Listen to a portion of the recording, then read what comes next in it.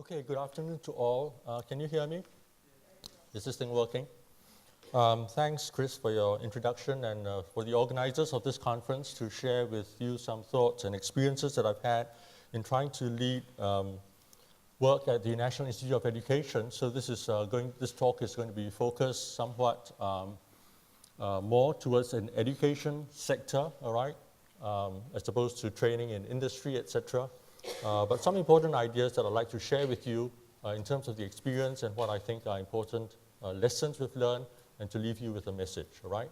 And this title, which is rather cumbersome, I think encapsulates quite nicely the argument that I'd like to make this afternoon for the importance of interdisciplinarity, okay?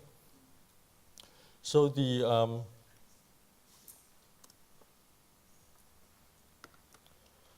comments that I'll make are in relation to having led the Game-Based Learning Initiative at the National Institute of Education over the past 6 to 7 years in developing games and game-based curricula that we've actually used in schools and tested their effects on. So let me jump straight in and show you 3 instances of games, all right? Educational games. For the sake of comparability, they're all in the domain of chemistry, all right? So what I'd like you to think about is tell me after we're done, which one would you like to play and why? Okay, very simple. So here is a game, all right? And it shows in the domain of chemistry a task, all right, which is click on the element with the atomic mass 58.693. Now, being intelligent people, I'm sure all of you know the answer. So which is the element with the atomic mass of 58.693? Okay, so like me, not being intelligent, all right, you just poke at these little tiles one by one, and after the 80th try, we basically come to a lucky strike, all right? So when you get it wrong, it says, wrong, try again. And then when you finally happen to click on this one, all right, then as you can see, you can have it slow with blurbs or fast without blurbs. Then you just basically say, it's right, and you've got all the blurb. Now, this is developed by Shepherd Software, and you pay money for this, all right? So that's example number 1. What about this one?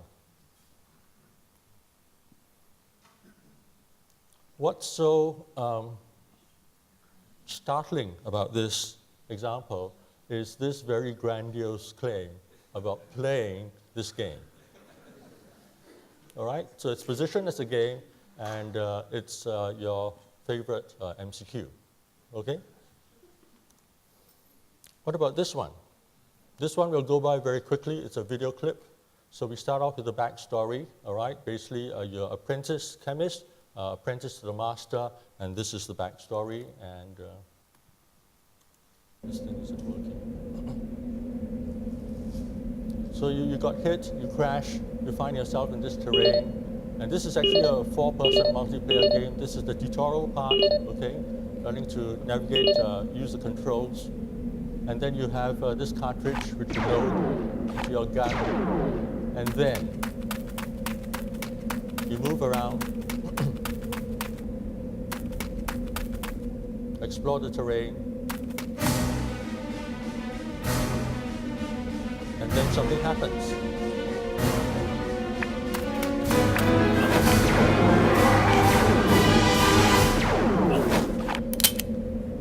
So your weapon jammed.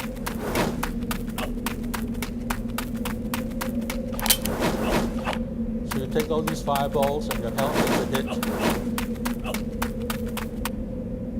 And luckily for you, the monsters chose to run away. Okay?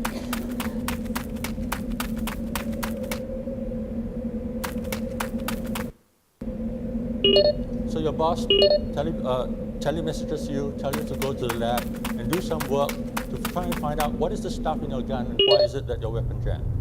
All right, so you teleport, you go to the lab, you see him there.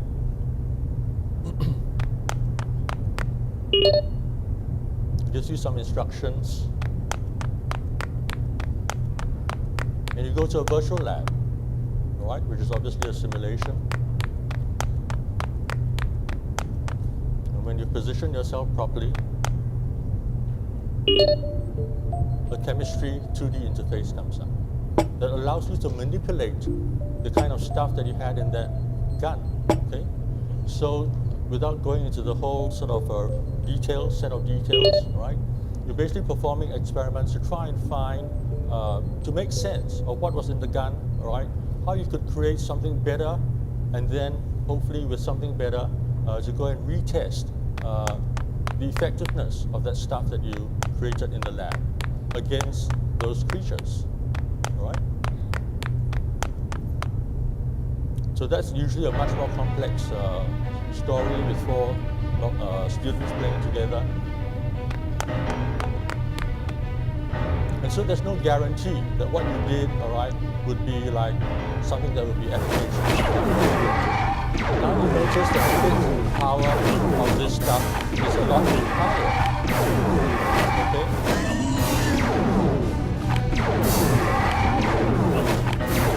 So notice that there's different stuff, right? What's in your ammunition package, different things.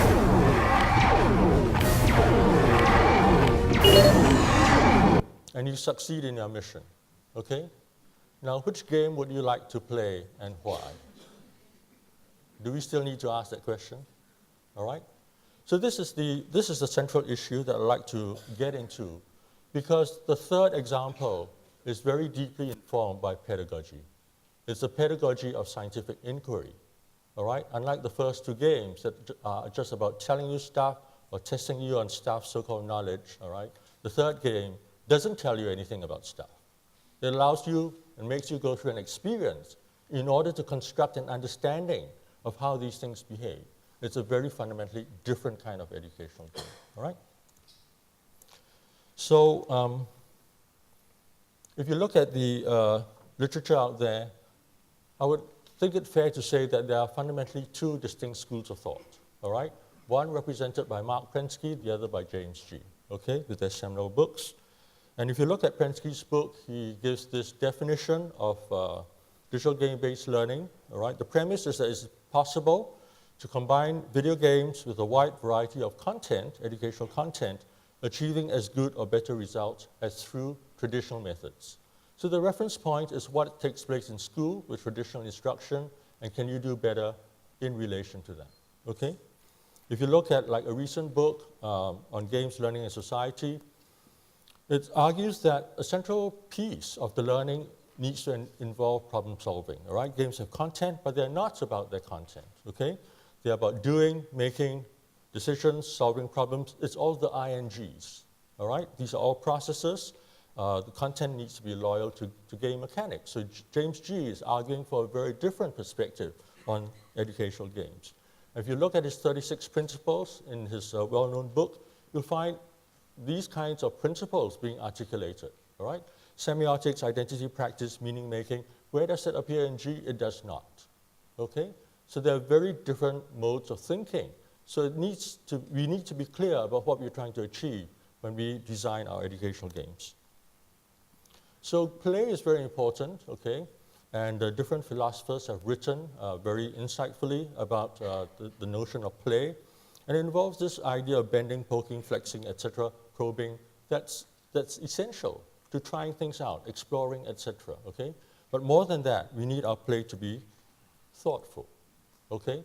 So when we talk about bending, flexing, etc., it's not just in a physical or a simulated space, but it's also in a mental kind of space. Our thinking has to involve bending, flexing, poking, etc., all right?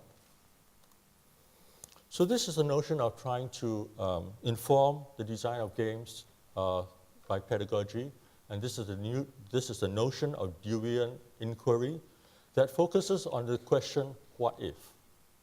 All right? Unlike standard things in school, if you do this, then that happens. These are learning rules and procedures, all right? But what if thinking is encapsulated by performing experiments? We've got a problem. What if we try this? What would happen? We try and figure it out. If it doesn't work so well, we try another thing. Why does this work better than that? That's what inquiry is all about, all right? You try to help students by designing a situation that requires them to make sense and construct their understanding so that when they come through, hopefully successfully with the guidance of a teacher, to the end of that process and make their claims and knowledge claims, that's the stuff that hopefully aligns with what they find in the textbook. All right? So it's not starting with the textbook. It's ending with students creating, in a sense, their own version of the textbook, which are explications of their own personal understanding. And that's the whole idea of knowledge construction. Okay? So central to all of this understanding is this very torturous question. It still tortures a lot of people today about what is knowledge. All right? Let me go into this fairly quickly. Many people, following conventional, culturally induced modes of thinking, see nothing wrong, at least are not upset by a heading in a newspaper article such as this: trawling for knowledge. So when the internet was coming into Singapore in a big way, this was an example that we had in our press. Can you trawl for knowledge? What does it reveal about your underlying conception of knowledge if you accept that you can trawl for knowledge? In the interest of time, it basically assumes that knowledge is a thing. Knowledge is like fish. You can therefore trawl for it. Fair enough? Okay? That's the basic metaphor, that knowledge is a thing, and therefore you can trawl for it. Okay? If knowledge is a thing, then it's a very easy and trivial matter to educate people. We do it this way. This is called knowledge transfer done through transmission. But we all know that this does not work. Okay? So what is the model that's underlying this mode of thinking? Is this dominant theoretical model in cognitive psychology called human information processing, all right? That was basically put forward by Neil and Simon back in 1972. And this epistemic stance treats us, humans, as problem solvers that basically process information. Now, if you're an information processor, what does information suggest? What does it connote? Prior to the days of talking about information processing, we talked about EDP, electronic data processing. And the idea was that that was minuscule fragmented bits of data that we had to aggregate, summate, etc., in order to create higher order constructs that then became meaningful. So if you take your basic paradigm as information processing, you're doing yourself a great disservice in a sense, because you've avoided the central issue of meaning. By taking the elemental thing that you're working with as information, you've already assumed it to be meaningful. But where does the meaning come from? Okay? So where does meaning come from? Many people think it comes from there. Reader's Digest would have it that you believe that it comes from there. You can see a claim there that says, find the meaning. You can find meaning of words in dictionaries.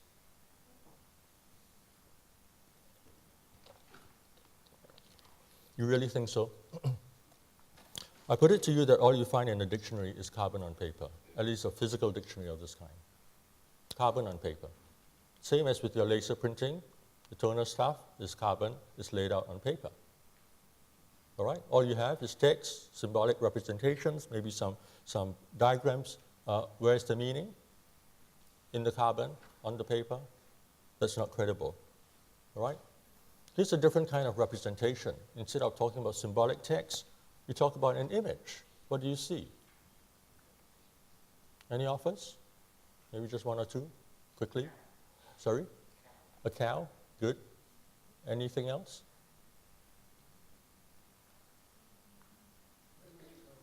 Pardon? Cow. Cow seems to be the favorite this afternoon. Okay, so again, in the interest of time, when I put this stimulus to people who've never seen this image before, we have things like, oh, it's an Aboriginal cave painting, it's a satellite picture, and things like that, okay, which are quite reasonable. Is it a cow? Are you sure? That word is very, very dangerous because it's just a collection of grayscale pixels. Is it not? You've interpreted it to be a cow because of the bias in the stimulus that I've administered to you. all right? So the point is that we interpret these representations to make sense of them. It's not that the meaning is inherent in the representation, all right? Meaning is something that representations cannot bear, okay? So as long as you transact purely in representations, all right, you're going to face this basic problem. Where does the meaning come from? It cannot come from the representations, all right? So games that focus on asking these kinds of questions, giving these kinds of information, essentially miss the point because they do not help the learners construct a meaningful understanding of what that domain is all about. Okay, so I've often said, and will say again, that information processing psychology leads to meaningless cognition, all right? Any machine, like a robot over there, doesn't know what it's talking about, so to speak, all right? This is a basic model of computation, all right? You can punch the keys 3x5 and it says 15 and you say, oh, that's such a smart machine. No, it's a totally dumb machine because the domain of arithmetic is basically a closed system domain and therefore it's entirely computable, all right? But open systems, science, etc., are not computable in this kind of a way. So Alan Newell, all right, the same Newell and Simon, back in 1980, as part of his presidential address to the American Association for AI, already voiced misgivings about the way that knowledge is widely conceived. And he said basically that there's a conflation between knowledge and its representation. A conflation is basically mixing up or thinking that, two different things are actually one and the same. Okay, so he's saying that we have to distinguish between knowledge in this like true deep sense and the representation of knowledge, which is basically what I've taken you through, all right? So having just representations and transacting just in representations does not yield knowledgeable understanding students, all right? So he's argued instead that knowledge is a competence-like notion being a potential for generating action. Put differently, if you can't do anything meaningful for me as a result of your learning, you have not learned anything useful. Okay? So Doug Thomas and John Seely Brown, in a recent paper in Games and Culture, basically suggested that games, immersive games and environments, have this unique potential of helping us to shift our epistemology from learning about to learning to be. All right? Because in an immersive space, you are in first-person mode. When you're talking about representations, you're in third-person mode.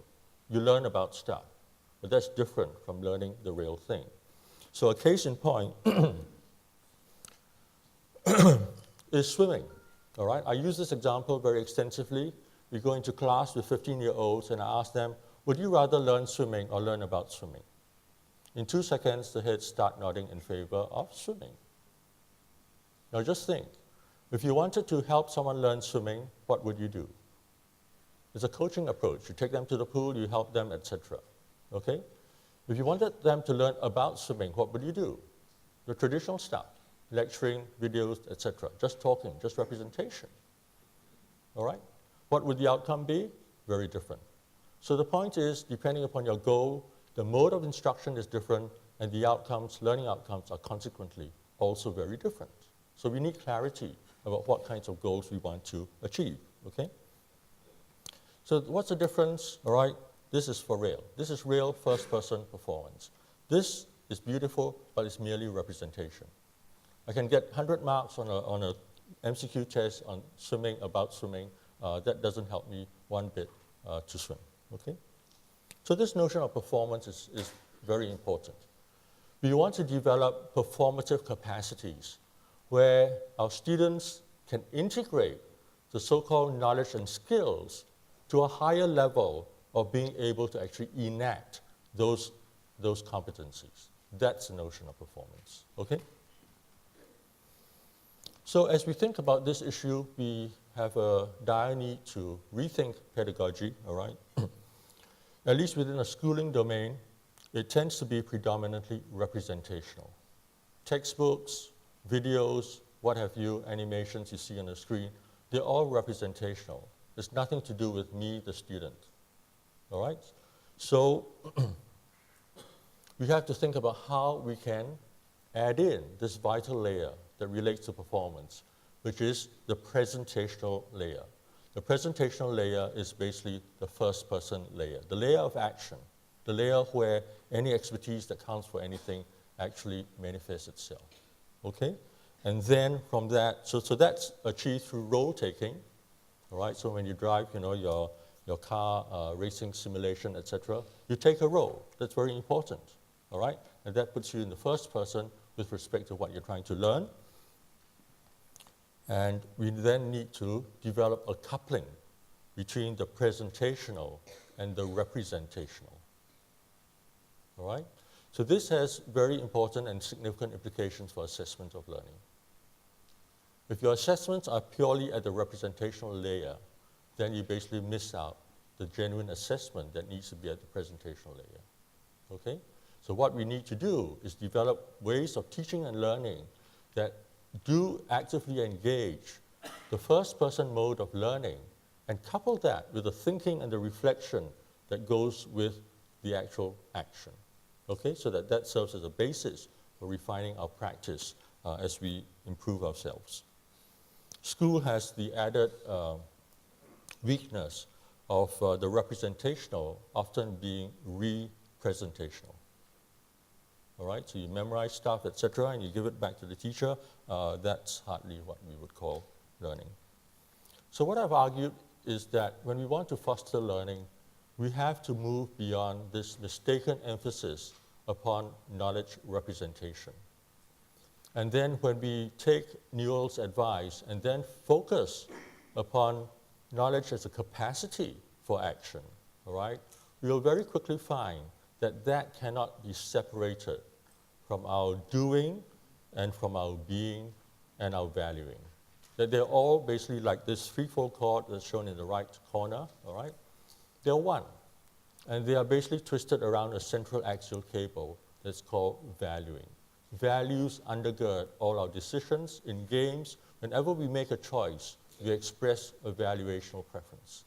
So game playing is fully permeated with valuations, okay?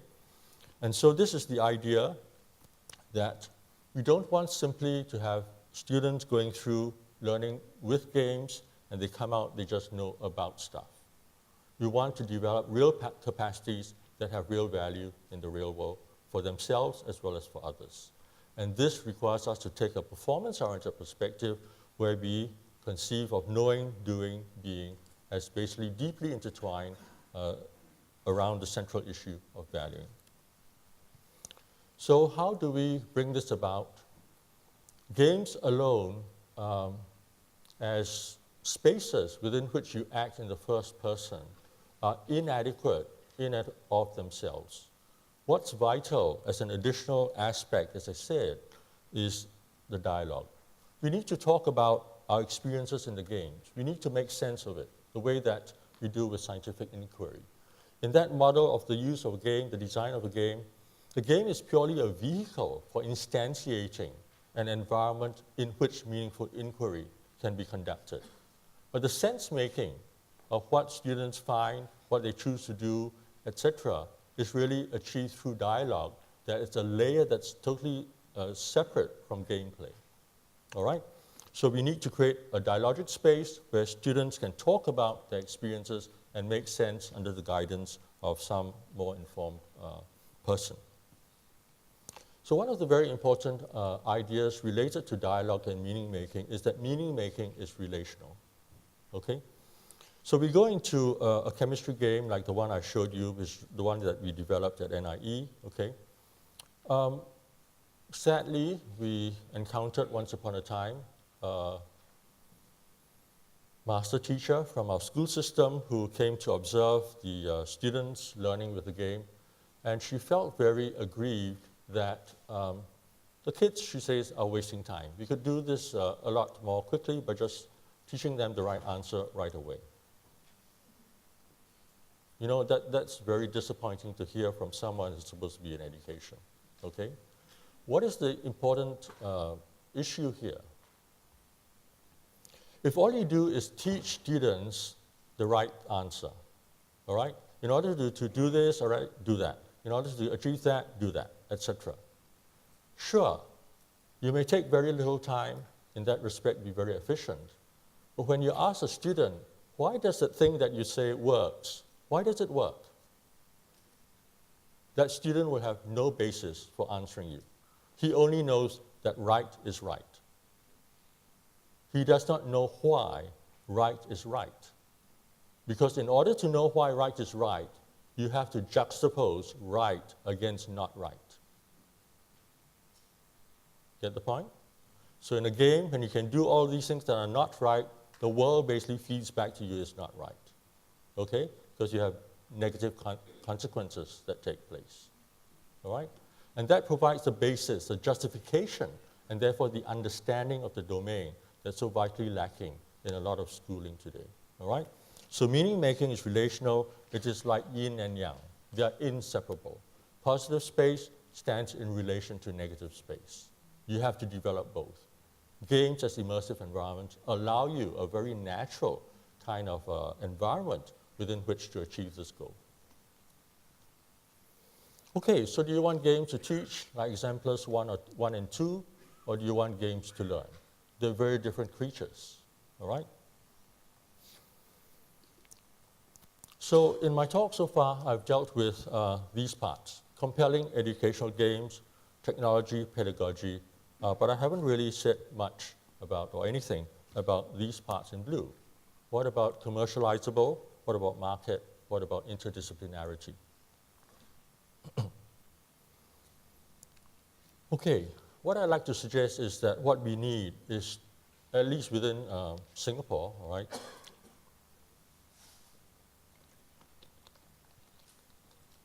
if we are to see this whole movement with serious games and educational games advance and take off, we need to develop a robust, thriving ecology, all right, that I've framed in terms of 3 E's. One is an economy, all right, that's basically represented by vendors and game companies, okay? They must have something to market, services to sell. You need expertise. And there are 2 very different kinds of expertise that are entailed here. One is pedagogical expertise, okay? So the contrast between games 1 and 2 vis-a-vis 3, I hope, makes that point. And the second is design and development expertise, which fortunately in Singapore, we have ample supply of, okay, from our universities, polytechnics, etc. But that technology capacity has to be harnessed in a way that's then informed by pedagogical expertise. And last but not least, you need the consumers, the educational consumers. And because Singapore is such a tiny red dot, we have to think of consumers internationally. The good thing about games that are well designed is that essentially if you target domains that are largely independent of highly contextual or highly cultural kinds of issues, they are highly portable across the globe, okay? So the third game that I showed you is called Legends of Alchemia. It's for chemistry at the 13, 14-year-old kind of level. I've had a teacher from Texas email me expressing interest in wanting to use the game, all right? The other game that we developed called Statecraft X, which is played on Apple iPhones, is a multiplayer game.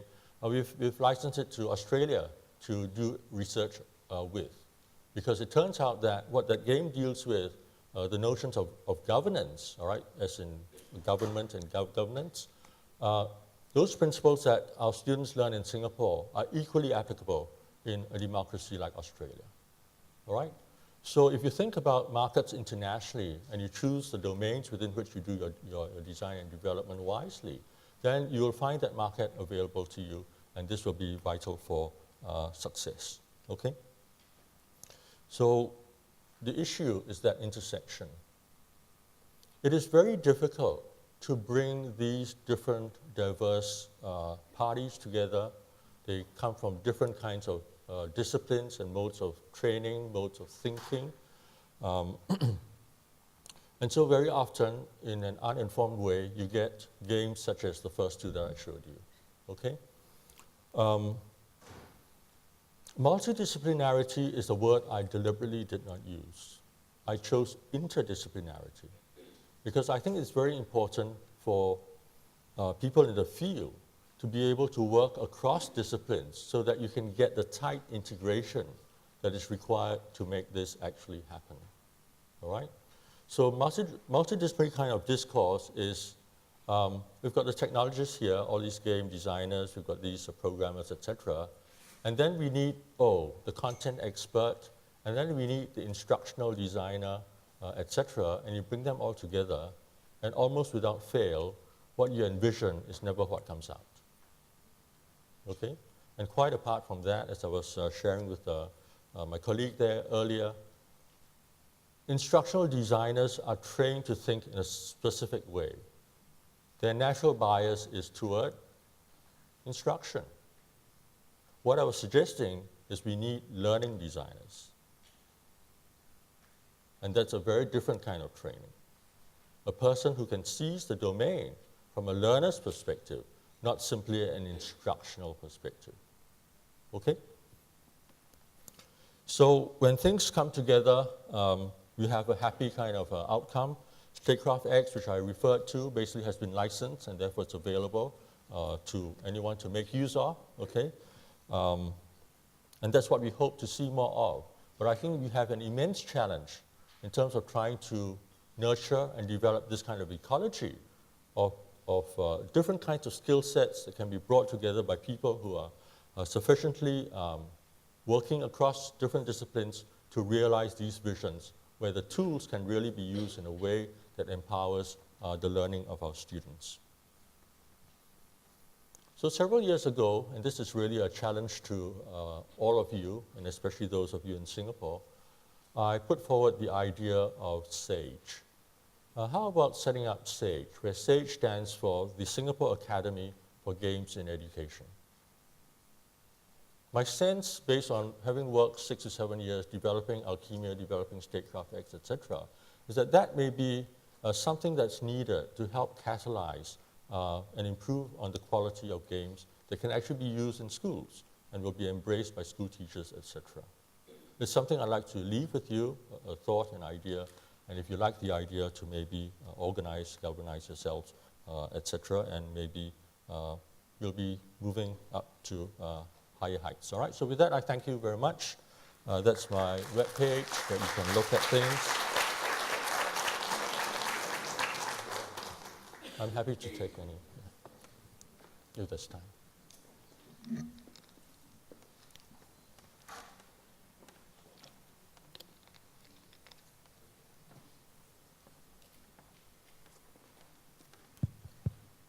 Well, you can see that Professor Chi is a very seasoned presenter, right? He goes right on the dot and leaving about 10 minutes for questions and answers.